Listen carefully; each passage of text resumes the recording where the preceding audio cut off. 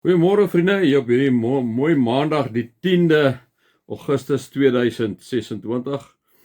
Mag dit vir julle sommer 'n lekker week wees, julle wat so 'n bietjie af is, wees rustig vandag, ontspan 'n bietjie vandag, geniet die dag, maak so 'n bietjie weer julle batterye vol vir die week wat voorlê. Kom ons raak net so vir 'n wyle stil voor die Here.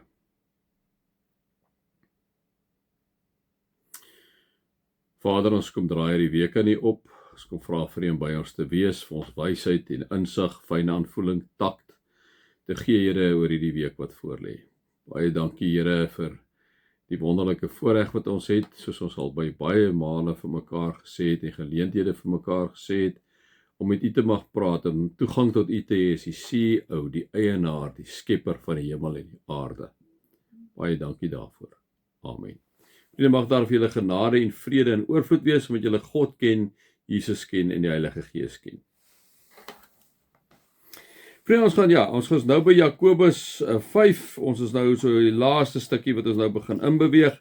Ons is hier so by vers 12, en vriende, hierdie volgende twee versies is eintlik, of een versie is eintlik geweldig belangrik, want ek dink, dit behels baie keer hoe ons met mense omgaan, wat ons vir mense beloof, en so aan. Ek hoor wat hy sê, my broers, dit is baie belangrik dat julle nie 'n eed moet aflê nie. Nie iets moet beloof nie. Nie by die hemel nie, nie by die aarde nie, en ook nie enige ander eed nie. As julle ja sê, moet dit ja wees. As julle nee sê, moet dit nee wees. Dan sal julle nie veroordeel word nie. Nou, vriende, hierdie, soos julle ken al my storie, ek het dit al so by 'n paar geleenthede vertel. Hierdie was vir my 'n baie belangrike ding. Ek kom uit 'n huis uit waar jou ja jou nee is, en jou nee jou nee is, jou ja jou ja en jou nee jou nee is. So as jy vir iemand iets beloof het, vriende, as jy vir iemand iets gesê, dan jy dit gedoen, dit is die einde van die storie, jy praat nie eens verder daaroor nie.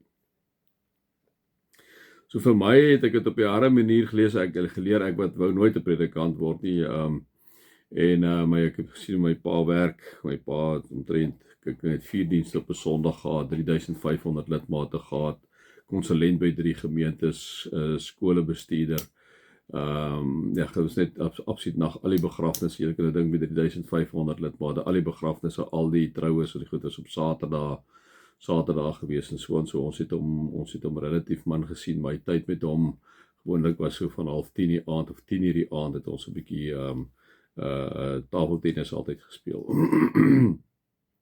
So dit is die laaste ding, ek bedoel, dit was nie eens die laaste ding, dit was nie eens in my gedagtes nie, toe in standaard 1, toe vang ek die strooi aan om vir die Here te beloof, ons sal nou predikant te word, die Here sê, as hy my nou 80% gee in standaard 1, dan sal ek nou predikant raak, en nou, wie kry nou nie 80% in graad 3 nie, vir die eerste as graad 3 nie, gelijk 80% in.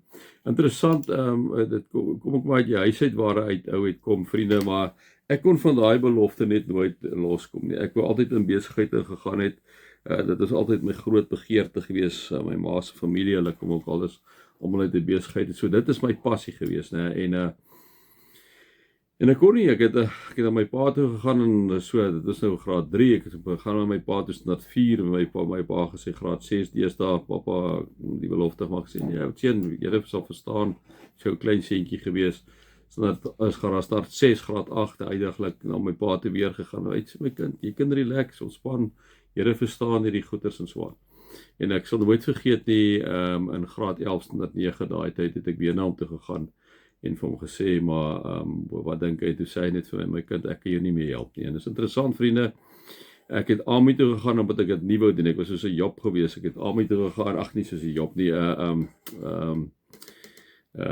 wat is die klonk, Jona, ons het gaan Ami toe, die goed het in my kop uit kan kom, toe ek Ami toe, dit nie in my kop uit gekom het, toe ek eerste jaar, toe leer ek die eerste 6 maande, bang my brein is gevries, en toe kom ek deur in die tweede 6 maande, toe gaan dit baie lekker, toe dop ek my Hebreëus, en tweede jaar het nog lekkerder gegaan, toe dop ek my Grieks, en toe het ek nou Grieks 2 en Hebreëus 2 in my derde jaar het ek sleep, en ek gedink ook daar, maar wat ek bedoel, dit is duidelik nie vir my nie, een van my pel gesê het, die storie vertel en sê, ja, jy moet actually 'n bietjie leer, as jy moet leer, jy kan mos nie sê die Here wil hê jy moet dit doen nie, maar jy leer nie.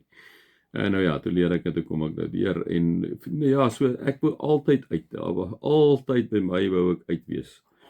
Maar die een ding wat my gehou het, is daai belofte in graad 1. Ek kon nie daarvan loskom nie. En elke keer as ek Sweets lees of 'n Spreuke lees, dan kom daai goed maar net by my op. En wat hy hierso sê, dit is baie belangrik dat jy nie 'n eed moet aflê nie by die hemel nie, nie by die aarde nie, en ook nie enige ander eed nie. As julle ja moet julle ja wees en julle nee moet julle nee wees, dan sal julle nie veroordeel word nie, né? So ek sê maar ook vir julle, as 'n ou vir die Here iets beloof het, vriende, dit help nie, jy kan sê, ag maar ek het net 'n foutjie gemaak nie. So vir die Here iets beloof het, dan moet jy dit doen. Wat dit ook al is en hoe swaar dit ook al is, wat 'n faset van jou lewe dit is. Dis dit my pleidooi vanoggend by julle vriende. Kom dit na. Kom dat jy vir die Here iets beloof het. En baie keer beloof ons, vriende, ek het al met 'n hele klomp van julle gepraat so deur die jare, beloof ou in 'n tyd van benouenis vir die Here iets. En wanneer die Here dit dan vir jou gee, dan vergeet jy van amper half daarvan. Dan moet eerder nie iets beloof nie. Maar as jy iets beloof het, dan moet jy dit doen. Dit staan nog op 'n hele paar ander plekke ook vir ons opgeteken dat jou woord is jou eer. As jy gesê het vir die Here, moet jy dit nakom. Ja, so dis maar net my 5 sent op hierdie maandag vir julle. Mag julle God se liefde ervaar, sy genade en sy teenwoordigheid. Amen.